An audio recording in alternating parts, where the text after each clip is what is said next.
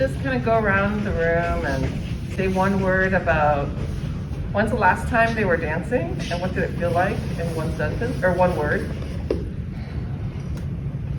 Anyone want to start? Anyone have a feeling about dancing? Yes. Aligning. Aligning. Excellent. Amazing. Yes. Uplifting. Uplifting. Amazing. Yes. Joyous. Yeah. Joyous. Yeah. Just keep it. Just roll it around. Yeah. Expression. Expression. Yeah. Creative. Creative. Yes. Oh, thanks. Freedom. Freedom. Yeah. Anyone else? Centering. Centering. Love that. Community. Community. Beautiful. Anyone doing TikTok dances? No? Test. Oh, thanks. Yeah. Thank you. Anyone going out clubbing? Anyone like part of a student hip hop group or a K-pop group or anything like that? No? Yes? Maybe a little bit. Just a little bit. How does it make you feel? Yeah. It's fun. Yeah. That's great. Yeah. So we're going to be talking about dancing and the people that have inspired me to dance today. Started here. I'm just going to do a time check. Yes, I think we should get started, just in case. So on Monday I had student office hours virtually, and Alan, do you need me for anything, or are you good? We might be okay. You might be okay. Okay, cool. I asked the student what they were most excited about, and the answer that I really loved hearing, and it's still kind of humming my brain right now, is the student was very excited about community and a rigorous form of identity. I was like, wow, what is a rigorous form of identity? And I realized that dancing is my community and a rigorous form of identity. Dance is really my framework. You know, like being Japanese, sometimes I think, you know, we're kind of obsessive as a culture, right? And so, oh, there we go. I see some stuff. You see my emails, maybe? Yeah, that's cool. And you know, Japanese, and you know, like how in Japan you kind of get obsessed with one thing and then you do it for a really long time. Like it's really common that, you know, like for example, maybe you become a soba maker and then you make soba every day. And then that becomes your job, and it becomes your life, and it becomes your identity, and then all of a sudden it becomes your philosophy. And that's kind of how I feel about dance. So I am Japanese, and I was born in Japan and raised in parts of California and in England. This third culture upbringing, you know, languages and cultures, made me swirl quite a bit as a young person. And for a long time, the only time I felt really comfortable was actually dancing. So today I'm going to share some things about myself and the people who inspired me to kind of keep dancing. Can I have the next slide? Thank you so much. So I have a degree in East Asian Studies from Lawrence University because we did not have Asian American Studies at my school. And also a BFA in dance from the University of Minnesota in Twin Cities. After college, I really wanted to dance just all the time. But the reality of contemporary modern dance jobs is that they're seasonal. Ballet is less seasonal. But I didn't really have the feet, and I didn't really have like the point shoes, so I didn't want to do that. So I moved to the Bay Area for a seasonal dance job with Perla Bungan, dancers and musicians, a Philippine ex-artist and activist from San Francisco. And then eventually got a job dancing full-time with ODC Dance, and that's what these pictures are. And that's one of the few companies in San Francisco that offers a 40-plus week contract and some health benefits. And I was there for 13 years, and I retired about 10 years ago. Next slide, please. Thank you. I feel so official. It's kind of amazing. In 2015, when I retired, I knew that dance was still really important to me. And dancing and being in the studio with my community was like, it felt really good. And I wanted to share the stories of people who held me. And I mean to say who were the parents that invited my kids to play basketball? Who were the people that said, come to temple with us? Who said, let's do Oshogatsu together, which is New Year's? And so I wanted to share those stories, I realized, because most of the stories that I had performed were Western stories that was a very specific kind of American experience. When I was dancing with ODC, I actually got to tour internationally, and we went on a State Department tour for a month to we were in Burma or Myanmar, Thailand, and Indonesia. And it was a program that promoted democracy through the arts. And I was like, wow, this is democracy, like that's fascinating. And yet, it wasn't really the American stories that I felt were part of my American culture. So next slide, please, Alan, thank you. And I also worked on storytelling in opera. So as you can see here, like Today It Rains, the first one on the right, that's about Georgia O'Keeffe, the artist. Dead Man Walking is about Sister Helen Progine, a Catholic nun who works to abolish the death penalty. And of course, Little Prince. And last year I got to work on a new opera, on an adaptation of Yoko Towada's The Emissary, which is about a post-disaster Japan. It's kind of like the sci-fi opera. You know, I love all these stories, and I also wanted stories that were about the Japanese American diaspora because I am a part of that diaspora. In my opera work, I work with a director called Branch Stauffenbiel, who's a colleague of mine, and he said, you know, if you really want to share a story, you need to raise like $200,000 and build out a project. But you know, like, I'm a dancer, right? I'm like, how do you raise $200,000? Like, that seems like a really big face. Like, that face is exactly what I made. I was like, that's a lot of money, everyone. But that was like something that got planted in my brain. And then next slide, please. In 2019, I went on the Manzanar pilgrimage with the San Jose JACL with the co-presidents Sharon Ueda and Tom Oshidari. And Sharon's right here. Amazing. And I wanted to go because a lot of my friends in the US who grew up here are third and fourth generation Japanese Americans. They have family incarceration history, and they also were the ones that taught me how to become American. You know, I didn't start voting until, I guess, 14 years ago. And my parents continued to stay as Japanese, like, nationals. And so when it came to guidance about like how do you manage life in the US, I really turned to my Japanese American friends, and now I started turning to organizations like the JACL. So why aren't these stories about the Japanese diaspora on stage? Sometimes we get to see them, but why not all the time, was kind of my question. And why don't a lot of Americans actually know about the Japanese American incarceration? So, and you know, 2019, 2018, I had a middle schooler at the time, and she was like, Mom, I'm seeing a lot of Black Lives Matters, like, posters in San Francisco, and I'm not really sure what that's about. And I was like, well, you know, in 1942, if you look the way you look now, and I look now, we would be incarcerated. And so this country has a very troubled history of racism, and you know, it's a really hard thing to explain to, you know, like a 10-year-old, but it's necessary. And so I said, so there's different kinds and levels of citizenship, and that's part of American history.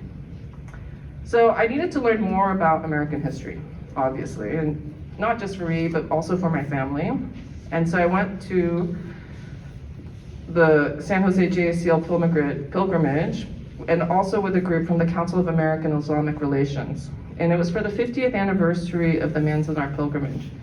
Multi-generational group, my opera colleague Brian went with me, and then my imagination started running wild. So we're on this bus, there's discussions, there's snacks, there's meals, there's videos, there is a lot of thinking and sharing.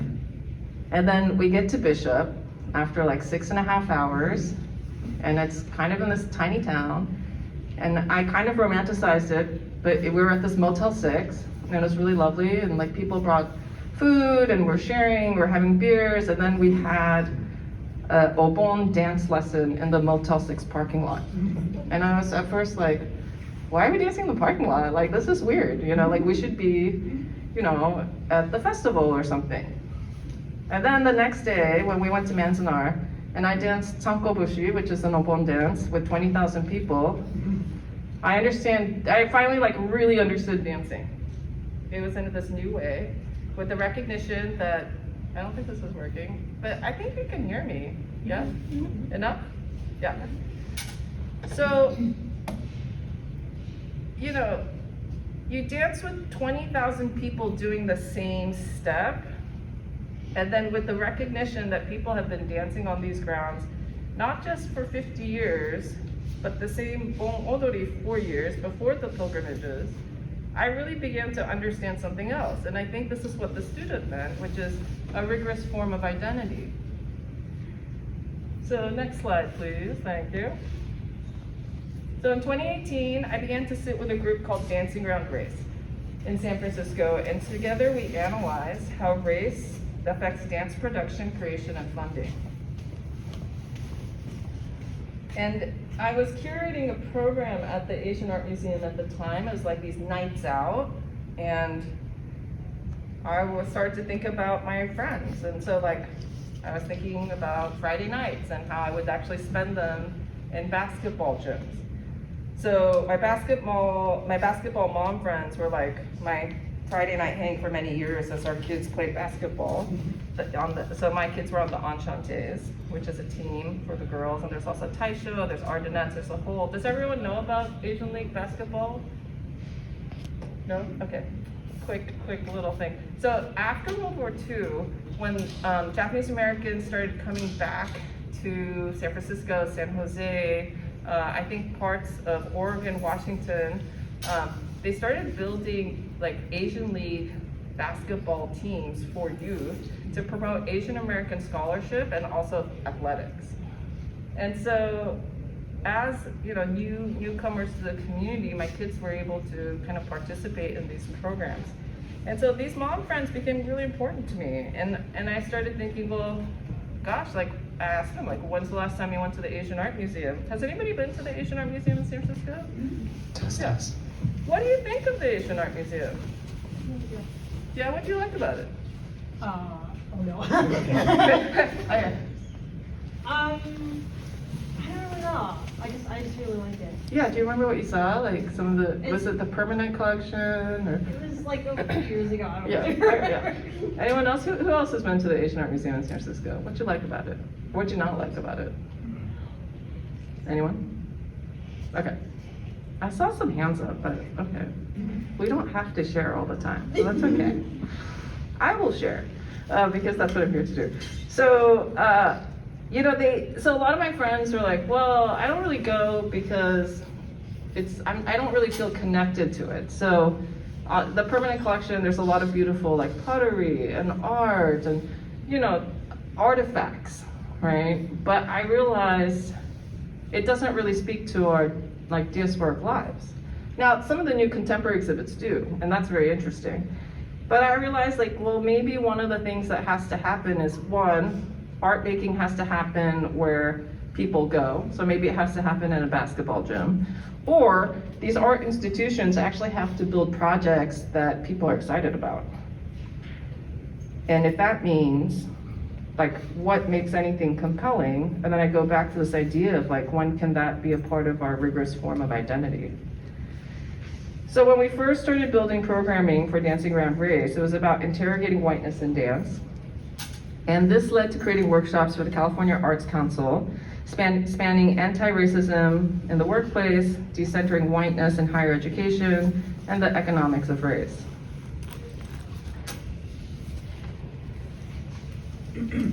Okay, next slide, please. So Janice Mirtatani, before we press play, was the second poet laureate of San Francisco and a dancer in San Francisco, and co-founder of Glide Memorial Church. She and her family were incarcerated in Aurora, Arkansas. I'd like to share a video that she recorded for AAPI month, and also, and she's going to share us a little bit of her poetry. Can you press play? Thank you. Good morning, beloved. Oh, we're going to hook it up to the sound. Okay, thank you so much. So Jan made me feel really special. And I honestly think that she made everyone she met feel really special. She really cared about how people felt. She also really believed in me in a way that I was just taken aback by. So I had read her poetry in college, and when I ran into her, like on her birthday at Zuni Cafe, I was kind of starstruck, and I was like, wow, I think that's Janice Mercatani. I should probably go say hi to her and just like fangirl it out for a moment. So I did. And she was so sweet, and she was like, oh, here's my phone number, call me anytime.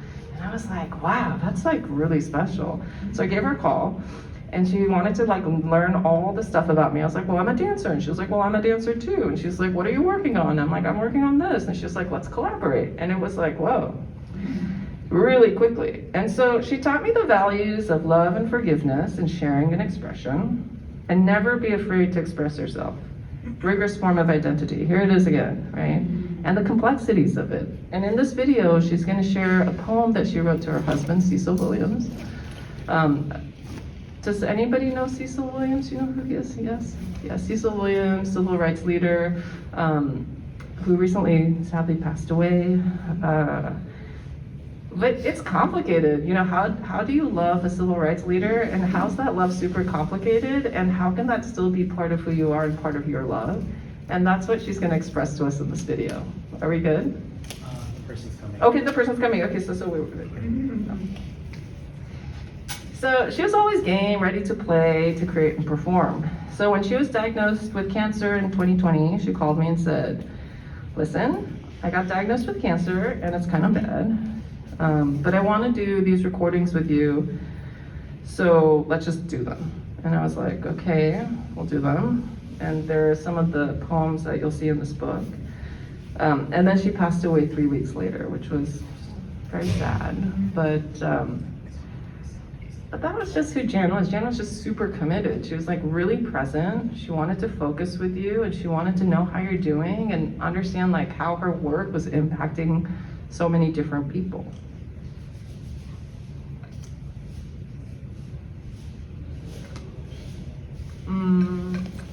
Do that. Maybe I should do that. Yeah, why don't I do that? Because I think we're gonna need the sound to work. Thank you, Sharon, for the other points of this presentation.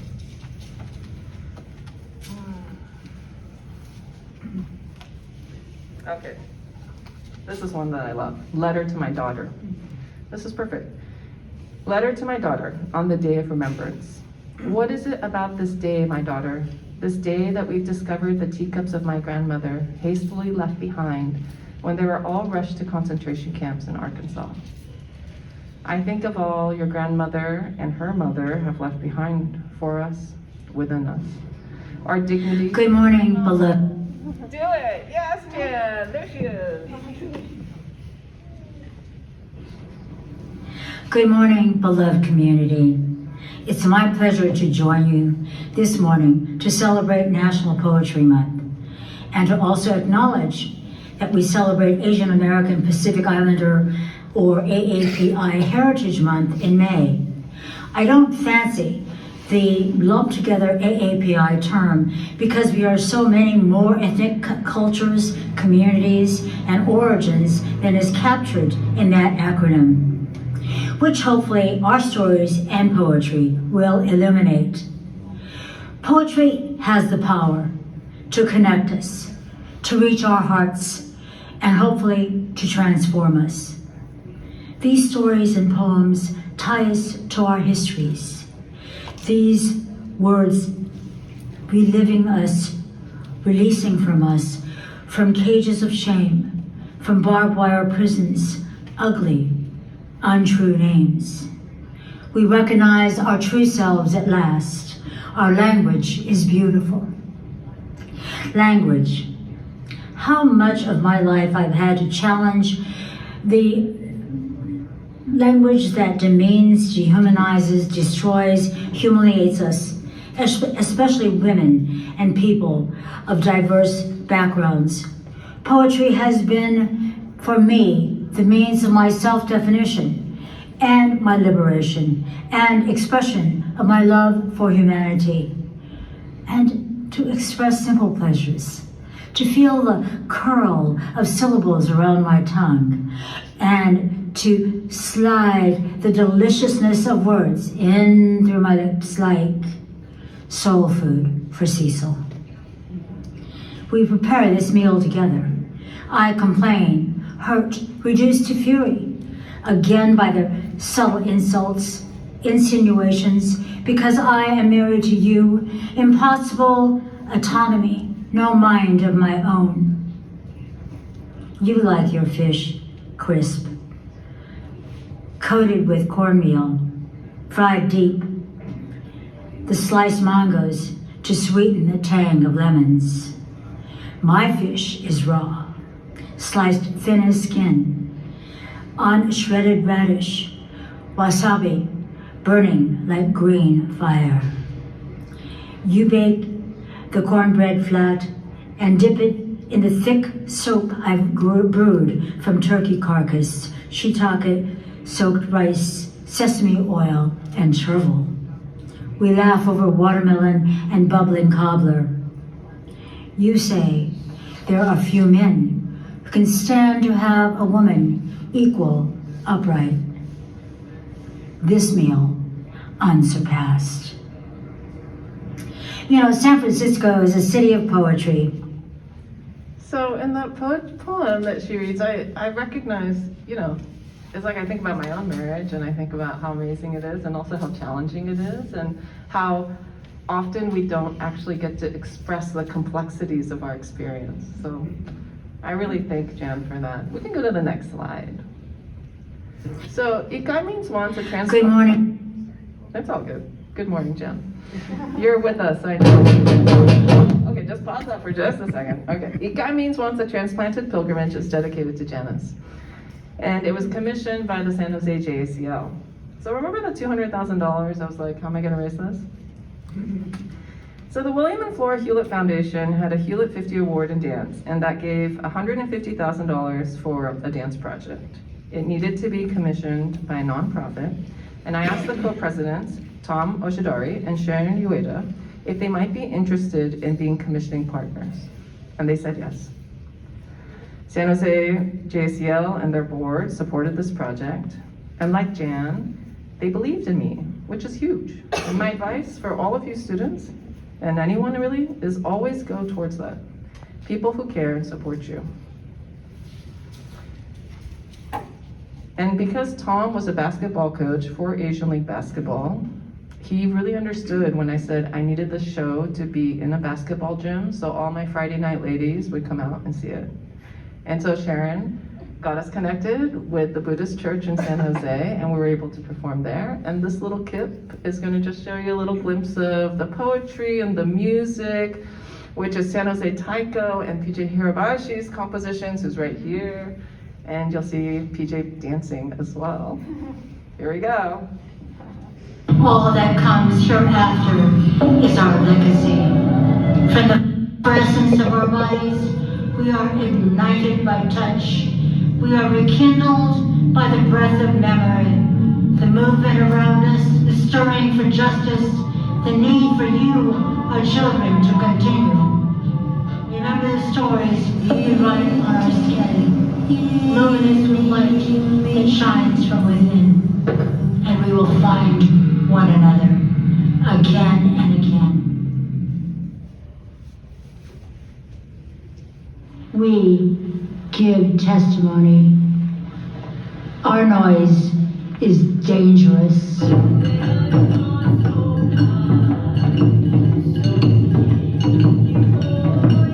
So that's just like the sizzle trailer, but you can kind of see aspects of the show. So we really tried to create a narrative that was reflective of this experience of camp and also shared the resilience and the culture and the contributions of Japanese Americans to American culture. Okay, next slide, please.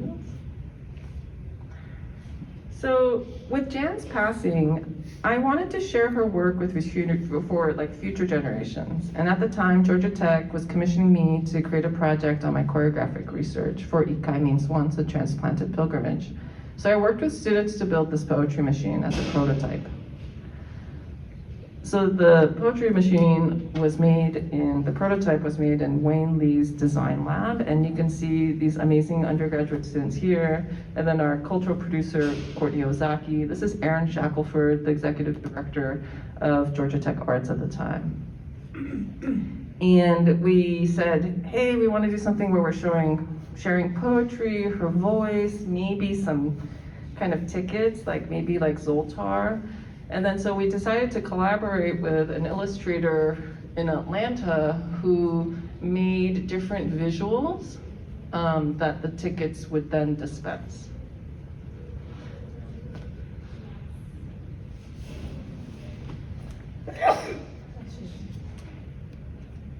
So after this initial research period during the pandemic, there wasn't really a pandemic in Georgia, by the way, except for on Georgia Tech campus where there was more strict rules and vaccine policies. So I was actually able to work quite a bit on this project, and we ended up calling this project Nidoto XR, Nidoto Extended Reality. Nidoto meaning never again. And so with Georgia Tech Arts, we were able to secure NEA funds. And so this poetry machine became, next slide please. Let's play this video. You press the button, and then you get a ticket. And you can pause it right there. And I can just pass out a couple of these that we have. This poetry machine will be visiting San Jose beginning in April at the Japanese American Museum of San Jose as part of the Nidoto XR exhibit at JAMS. So why XR? I think you can go to the next slide. Why XR? Dance is choreography, and we also had pandemic choreographies, right? So I look at everything through dance. We're 6 feet apart in lines. We were always online. And then I started wondering, what is the choreography of interaction with technology? So I started thinking about online learning. I started thinking about video games. I started thinking about mixed reality. And then we built this project. So we can press play and you can see little aspects of the project. Hey, my name is Natalie Matichak. I'm the interim director for Georgia Tech Arts. Hello, my name is Yayoi Kambara, and I'm the lead artist for Nidoto XR. And welcome to Nidoto XR. Nidoto XR is an extended reality exhibit based on my choreographed research for Ikai Means Once. It was a dance performance that began in 2018. And what happened was, I met all these amazing Japanese American artists who were incarcerated as children, and I was really just moved by their work. And I was wondering, what is the way, because they were such an important part of my research, how can I uplift them so everyone can understand how this dance piece came together? What if dance learning could look different? What if dance learning could be from a hologram and not just, in person? It is part of our livelihood because it's a way that we can express ourselves, maybe even things that we don't fully understand. We've all been through a lot of uncertainty with the pandemic, and now we're coming back and things are getting much more normal. But even within the normal, there's so many things that we can't control. And so there's something to me about being a maker and a thinker, and how do we make things so they make more sense, that somehow helps me get through, challenging feelings and maybe things that don't feel right in the world. Nidoto means never again. So it's a way for us to come together, process these atrocities that happened, and how do we commit to making sure we never make the same mistakes again. How do we move through this as a society, a culture? It's big questions, but it has to start somewhere. Little video, there's different portions of the exhibit, and one of the portions, actually, we're working with San Jose State students right now in Yvonne Kwan's Nikkei experience class, and they're building fortune tellers that are created out of looking at the Densho archives. And so part of this idea was, one, first of all, origami is a technology, a very simple one. So is dance, frankly. It's not a language, but it is a technology that kind of shows you things through signs and expressions and symbols, right? So I'm gonna pass these out. You're more than welcome to take one and keep one. We will be making more of them to display at Japanese American Museum, San Jose, yeah. So these fortune tellers were a way to kind of have students think about, well, where does their knowledge come from? What do people know? People know a lot. Students know a lot, right? Aunties gossip, what parents talk about, family histories. These are really rich, important cultural stories that we should be sharing. And so we said, well, let's look at the Densho archives that have a lot of amazing stories, and let's see what students are kind of connecting, how they're connecting their lives to Japanese American history. And then we kind of created these fortune tellers. And I'm really excited to see yours and some of yours, yes? We also built, so in Atlanta, I wasn't in Georgia, I wasn't really sure how many people knew about the history of Japanese American incarceration, especially the students that were kind of our ushers. And so we ended up building like a glossary that I'm gonna pass around, and also like a little handbook for each part of the exhibit, so people had a better way of interacting and also being a docent through the experience. Because I don't live in Atlanta, I wasn't gonna be able to be there. And so we really had to do some training around this. Little video, there's different portions of the exhibit, and one of the portions, actually, we're working with San Jose State students right now in Yvonne Kwan's Nikkei experience class, and they're building fortune tellers that are created out of looking at the Densho archives. And so part of this idea was, one, first of all, origami is a technology, a very simple one. So is dance, frankly. It's not a language, but it is a technology that kind of shows you things through signs and expressions and symbols, right? So I'm gonna pass these out. You're more than welcome to take one and keep one.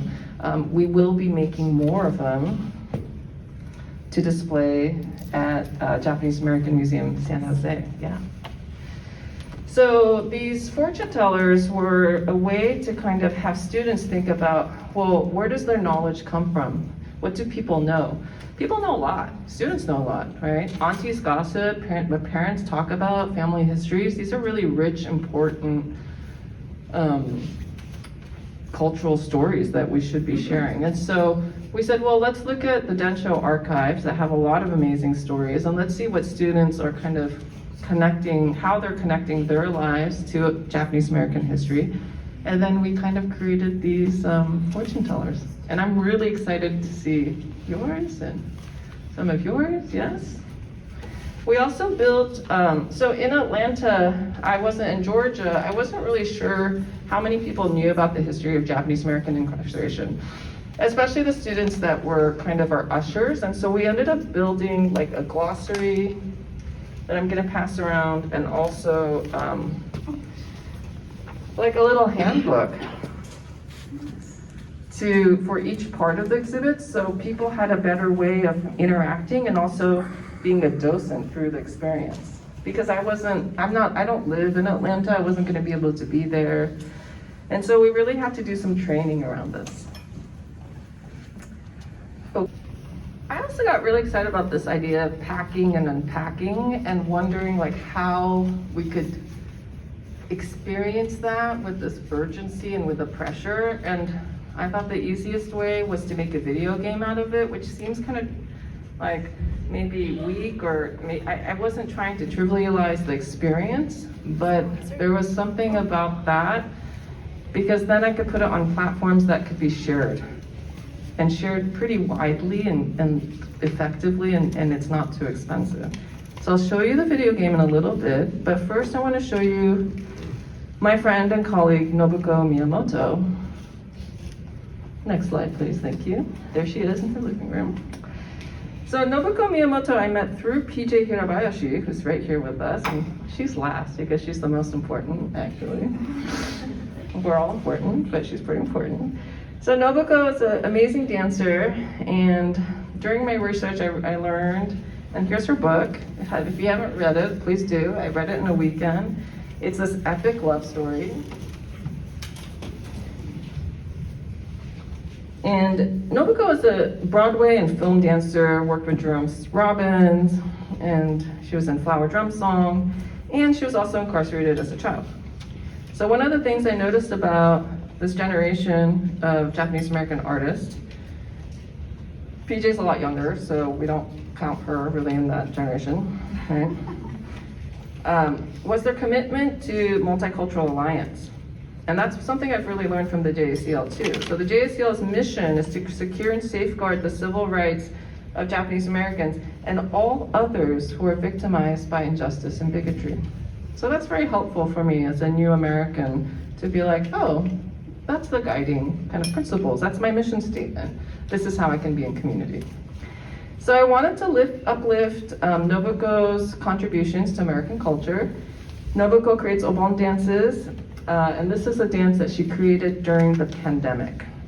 It's called kange, and she choreographed this dance to bring people back into the circle, come back into like being together after the pandemic. We're in this crazy room because I wanted to make a volumetric capture of her, so a 360 capture in a green screen room, so I can make her into a hologram. So this is just our like test day. Oh, you can play it again. This is us just kind of playing at the Metastage Studios in LA. And basically, there's like on every single black kind of stick that you see, there's multiple cameras. And so we can get to the next video. Or next, yeah, there we go. And so that 360 shoot we also did with two other dancers, Chie Sato, who is a dancer who teaches obon dance in LA and also works a lot with Nobuko, and my colleague Lani Yamanaka, who's a contemporary dancer. And so we wanted to kind of work and kind of show how contemporary dance and obon dance can interface with one another. And if we press on the video on top there and make it a little bit bigger, you can kind of see what the 360 does. So by filming in 360 and having a green screen, we can like put different things in the background. We can actually make edits and jump while not having to shift kind of in time or take multiple shots. And that was kind of interesting to me. And if we get out of this one, you can kind of also see that the hologram that we were learning off of, oh wait, we'll go one back. Yes. So the hologram was this one here, yes. And what people did is there's a learning space and we would learn how to dance with the hologram, and then there's also like a teaching video on the side. So another way to share like some of our project was through social media. So now we can go to the next slide. So I asked one of our collaborators, Dan, to create an Instagram filter. And unfortunately, they no longer support filters from a third-party platform, so they're not on my account anymore. But you can, if we press play on the first one, that's great, yeah.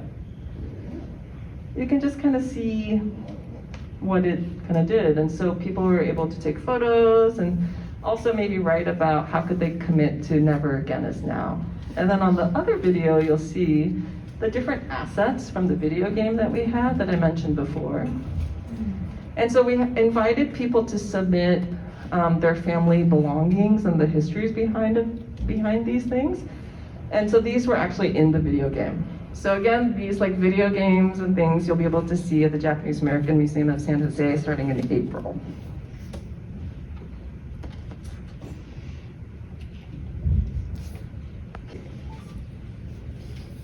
I think we can go to the next. We can go to the next. Yes. Okay. There's PJ. So, as you may know, PJ is one of the founders of San Jose Taiko with Roy Hirabayashi. They have an amazing new film, Because of You, I Am. I think everyone needs to see this film. It's actually showing on April 6th, I believe. Is that right?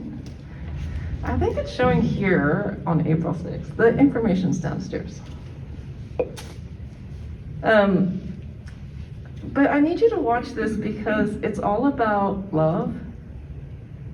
And honestly, I think all of this work, from Jan to Nobuko and PJ, starts with love. And being able to feel and being able to care and caring so deeply that it ripples and it just has to affect other people. So PJ, as you introduced me to Nobuko, and you also taught me this phrase: if you dance, you are a fool. If you don't dance, you are a fool. So why not dance? And immediately, I just needed to know more about PJ after I met her. I was like, wow, she's so fascinating. She's so spunky. Who is this lady? She does so many things. She's a dancer. She's a taiko person. And literally, I just realized, oh, she's guiding me. She's guiding us through this project. And so originally we had asked Nobuko if she could be our spirit guide, and so we were making this film. Sorry, I have to back up. We were making a film because we weren't really sure when we were going to be able to perform live. So we're like, let's make a film. Let's go to Manzanar, film it at Manzanar. So Brian and I wrote this narrative storyboard.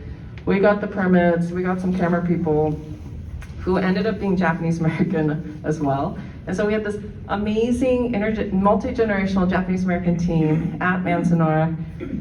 And so much magic was happening there. But so much magic was happening that I was also very confused, even though we had the storyboard. But then when PJ came on to the project, it really grounded us. And I realized it's just, one, who she is, of course, but also her capacity to really care and love other people and uplift other artists. So here's our cast dancing in the desert to Eja. You can press play, thank you. And there's no sound, but you can see all of us just learning in this moment. And we're just kind of having a moment together. There's a dancer, let's see, Dr. Yamanaka. I don't know, he's Lonnie Yamanaka's dad, who isn't a professional dancer, but he's a professional cardiologist and came with us on the trip because he does martial arts and he wanted to be in our film. There's also kids in the film. And one of the amazing things that happened during our trip was Mark and Lonnie, Dr. Yamanaka and his daughter Lonnie, thought that Dr. Yamanaka's mom was incarcerated in Arkansas or Arizona. Do you remember this, PJ? And then we found out through the rangers and the interpretive exhibit that their mother was actually incarcerated in Manzanar. And so together we were able to find out where she lived, which block she lived in, and it became this really amazing experience. And then Kai, who is the baseball player that I think just went by, his grandfather was incarcerated in Manzanar, and so he had an interpretive interview that is part of their ongoing exhibit, the baseball guy right there. Yeah. So I could share with you some of the makeup and hair notes that we used to kind of research this project. Legacies. So we can go to the next one.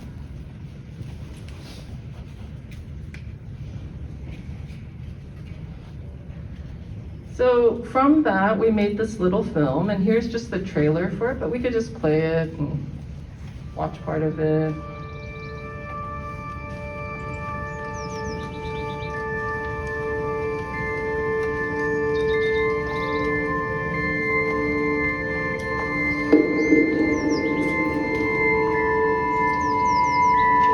That's my daughter that we buried in the sand.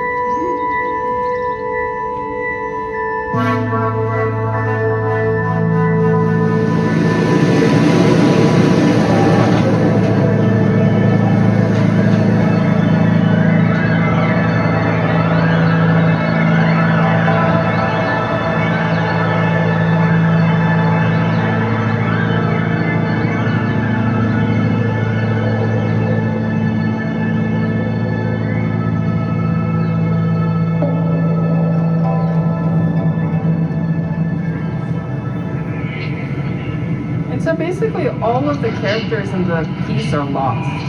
And it's PJ's character that saves them and releases them from being lost at camp.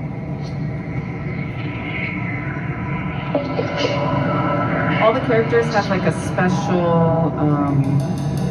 object that releases them. So Lonnie and Eric are the farmer couple, and they're released because the spirit guide's child, who is my daughter, finds the shovel and then is able to give it to them.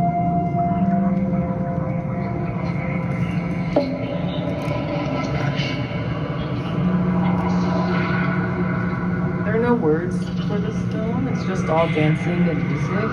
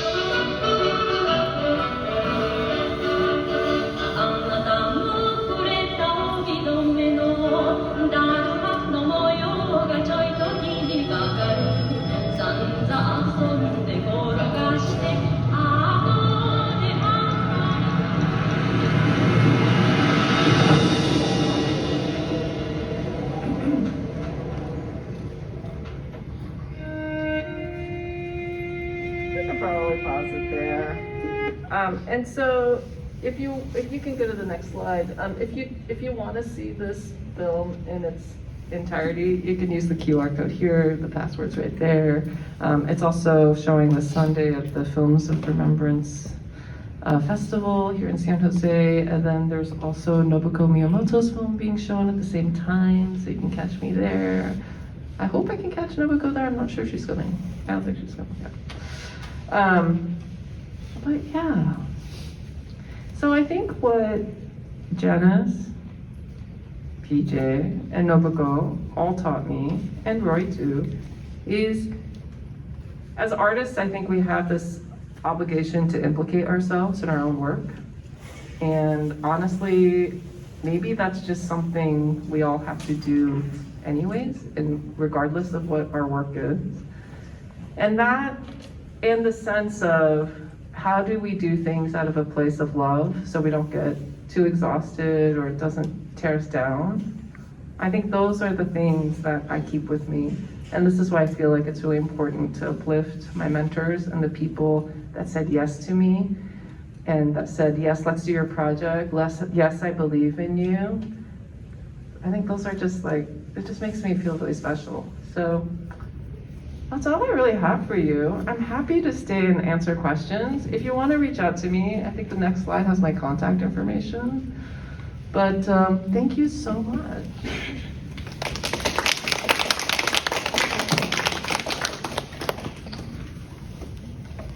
Do you have any questions or do you want to talk about anything? Anyone?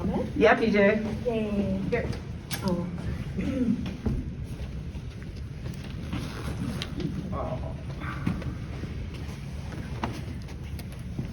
I'm PJ Hirabayashi, and I was that orange figure in there. I was so humbled to be asked by Yayoi to be a part of that project. I had no idea when she said, will you be a part of this project? What do you want me to do? I'm not a dancer, I'm not an actor. Just be PJ.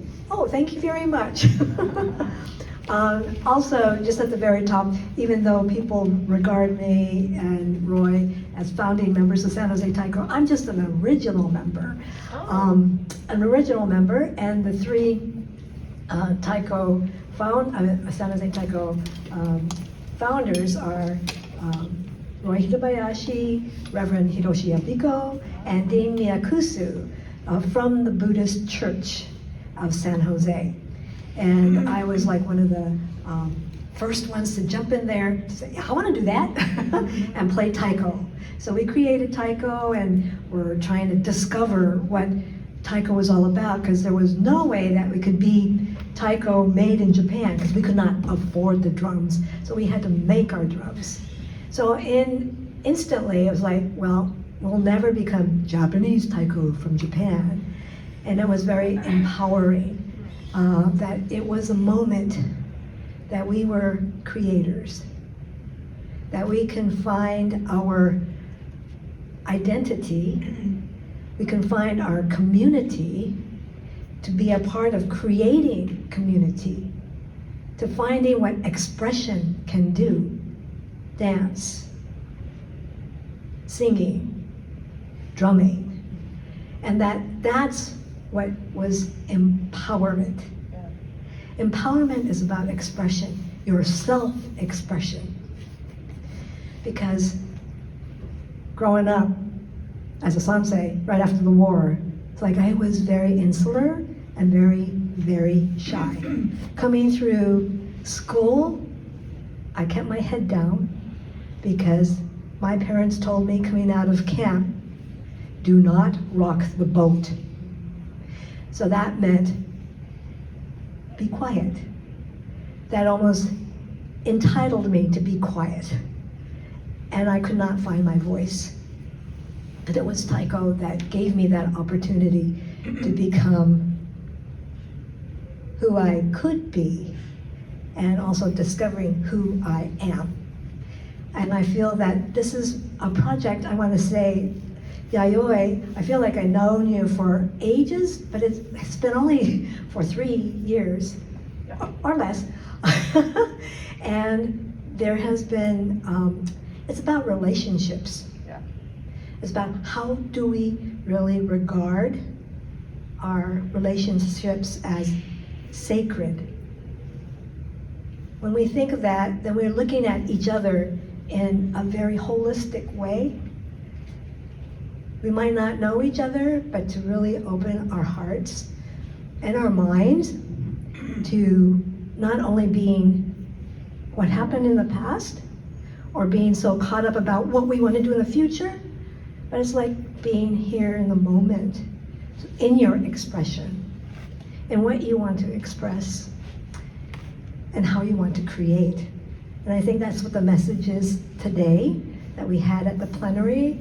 It was like, how do we really take all of this that is considered historical or something that is very meaningful for who you are, or if you are in a community, what does that mean? Are we keeping ourselves comfortable there? What needs to be activated in order to create a change that can make our lives better?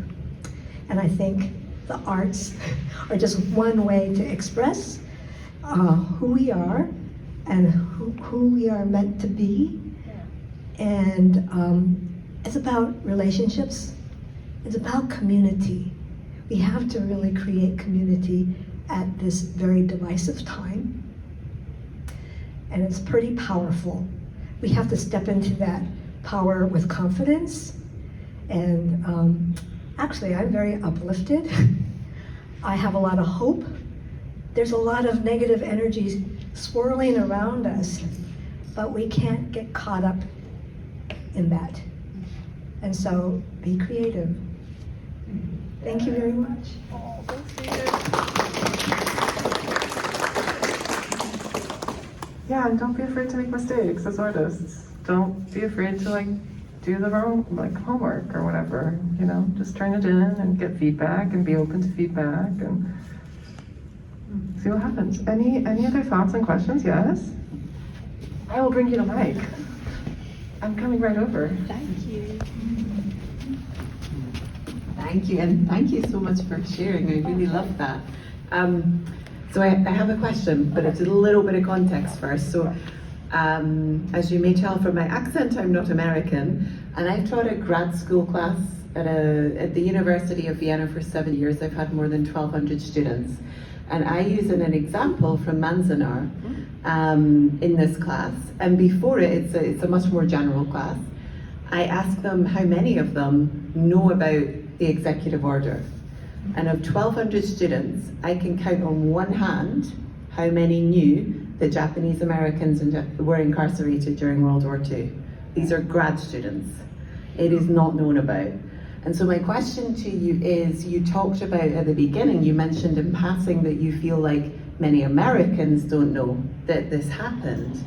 So what do you, and we've talked a lot about community here as well, and I'm wondering what you think the role of dance and the arts are more widely in actually moving beyond the community that has a personal touchstone or a touching point to what happened, and actually more widely educating people about the past, particularly in this moment. Thank you. Sure. So I'm actually working on a folk dance project right now that I got invited into, and it was interesting because I just learned that who grew up in California or the US and went to public school? Part-time or full-time? Great. Who folk danced in PE class? You remember that? Yeah? Square dance? Square dance. Who did this? Yes? Oh, square dance. Square dancing, sorry, yes. Sorry, not folk dancing, square dancing. So it turns out that Henry Ford was believed that if everyone learned to square dance, that American values would be saved. Yeah, right? And that boys would be boys and girls would be girls, and that they would be coordinated and dance to music, and everything would be better, and the boys would learn how to be nice to girls and treat them with respect, and the girls would learn how to curtsy and do all the good things, right? So that's really fascinating. That's the power of dance. Right, but what was interesting is then I learned that, well, actually in the factories where the men worked, Henry Ford was still making square dancing happen at lunch breaks for exercise and goodwill, and so men were dancing with men. So that's kind of queering the form, even though he didn't mean to queer the form. Okay. So that's kind of exciting to me. Okay. And then I think about,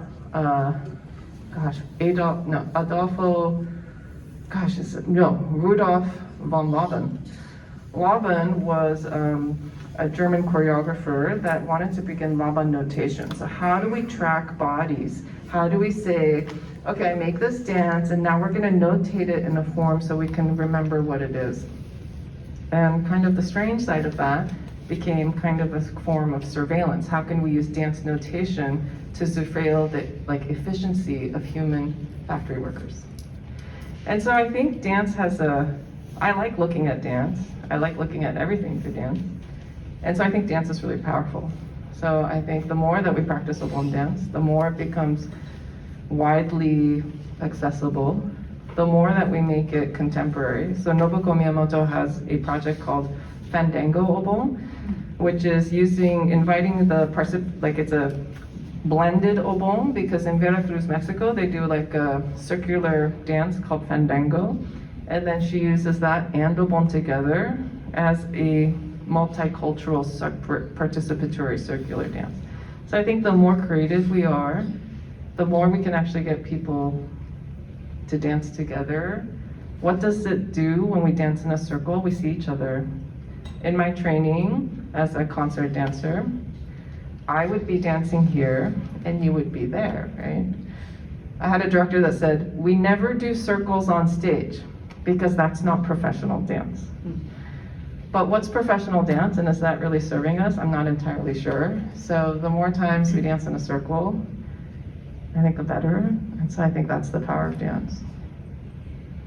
Anything else? Anyone? Any other questions? Okay, well, shall we? Yes, PJ? PJ!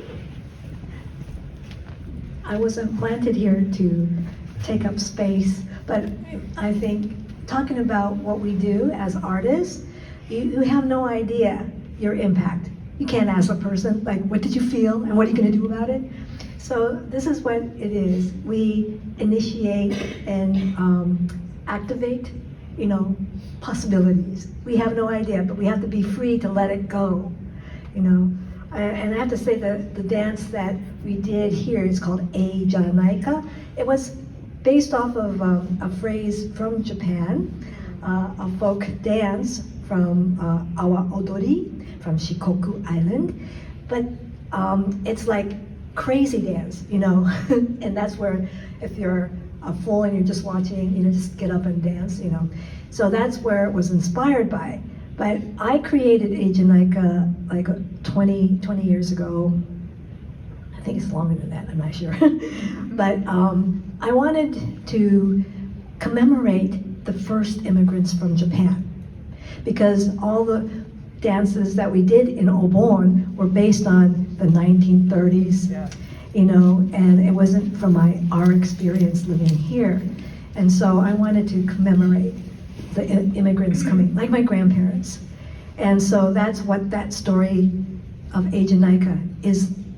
Through dance, we're able to prevent erasure of our history and stories. And I feel that even A Janaika's, I don't regard it as PJ wrote that, and I'm really happy that it's being danced here and there and here and there. But I look at the potential of what it opens up for. And I'm looking forward to going to Japan in April, and they're going to have an exhibit in Yokohama on San Jose, Japantown. Oh. And that is really exciting in that what we would like to do is tell our story there. Because we're talking about Americans not knowing about the Japanese-American experience. Japanese in Japan certainly do not know about the Japanese-American experience. And this exhibit in Yokohama is kind of like that seed that has a potential of educating and really opening our minds and creating relationships and connection. And so I'm hoping that Ajanika will be danced and also introduced there so that we can, viscerally engage with people. So it's not just informative. It's not about history, Right. but it's like Experience. it, embodiment. So thank you. Aw, I love that. That makes me so happy. I think there's more and more interest in the Japanese diasporic experience as people are like multiple generations in. My dad grew up in Brazil part-time, and so he's always considered himself very Latino, which I find really fascinating. I think one thing that was told to me by one of my professors during grad school was, be excited about the thing that you're researching because you're going to grow it. And so I did, talk about my work as an equity consultant and doing anti-racism work. And I do think I have to tread that line carefully because if I look too hard at racism, I'm worried about growing it. And so what I try to do is think about what are the tools that we have to be anti-racist and try to develop those. I think we're basically at time, like 4 minutes, but I don't want to keep you if you don't have anything that you want to. Yes. Yeah, I just want to amplify that a little. Oh yeah, let's talk about that. Hi, I'm a staff here at San Jose State, but I was a dancer most of my life. I still dance. And I've been a fan of taiko for many, many years. Love, because when we express our culture, you can have all people fall in love with that culture. And that's the gift. I mean, that's what it's about. And right now, it's so important to have people fall in love with all cultures, dances, music, food, expressions, because that is anti-racist, but it doesn't grow racism. Yeah. I love that. Thank you.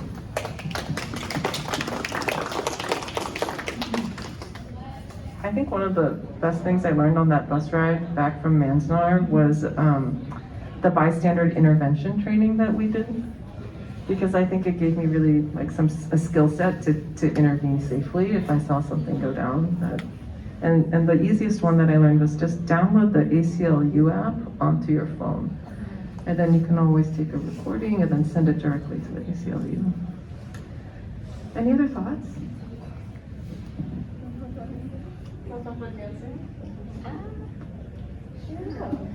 I didn't grow up here. I grew up in the Philippines, so a lot of the dancing I did was Philippine folk dancing, but not like tinikling. I think a lot of people know about tinikling, which is like the dancing with the sticks and you try not to get your foot caught in between the poles.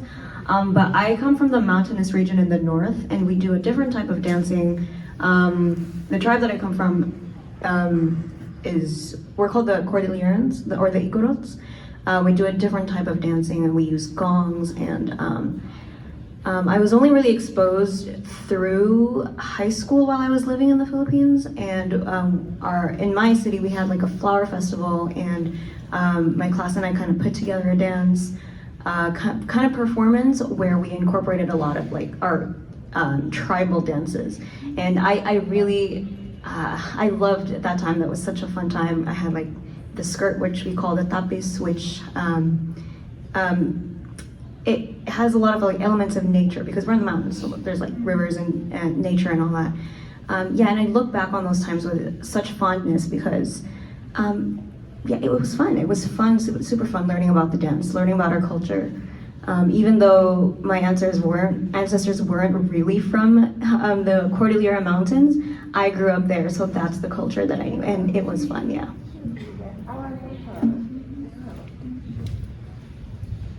Anyone else dancing? Yes? Yes. I come to you. So, yeah, I'm only doing this because you're really inviting us. But thank you for this amazing workshop. My name is Sharat, and I do something that we call in San Jose the dance of peace.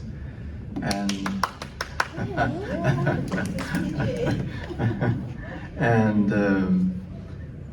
you know, part of what we do, or certainly what I do, is take my dance, which is just simply dance that is interpreting either lyrics or just music or rhythm, whatever it is. They just interpret that into movement. But it's again part of this thing about building community. But it's also, wherever it's appropriate, also about a messaging of for example, I like to choose songs that are not only positive, but then some of the songs are about struggle, about social justice, and so that is part of the messaging of carrying this of messaging not only the words but also messaging that as movement, and also because we're not really, I would say, certainly when I started I was not a professional dancer, and people used, some people would say that they complimented me for dancing even though I was not very good at it. But I think that's the beauty of it, is that if we all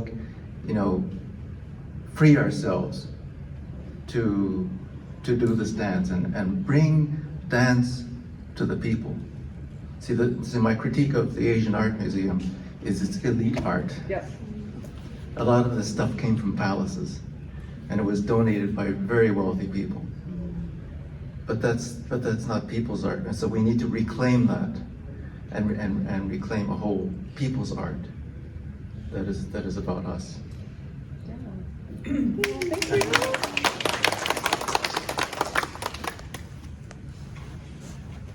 Anyone else?